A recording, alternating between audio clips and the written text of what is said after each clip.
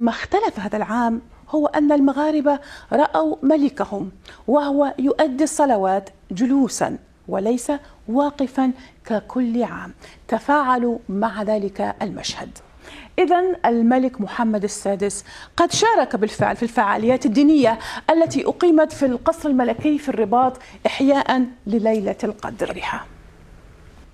وزارة القصور الملكية والتشريفات والأوسمة كانت قد أصدرت بيانا قبل الحفل أوضحت فيه الأسباب التي من أجلها سيصلي الملك جالسا.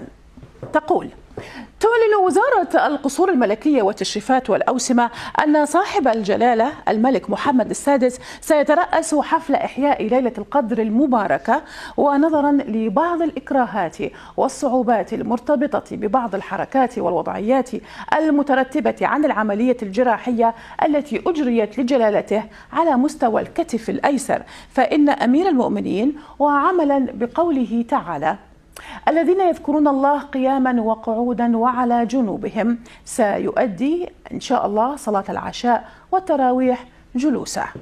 وقبل شهر بالتحديد أكد بيان رسمي مغربي أن ملك المغرب محمد السادس بصحة جيدة ويخضع لحصص التأهيل الوظيفي عقب العملية الجراحية التي أجريت له على كتفه الأيسر.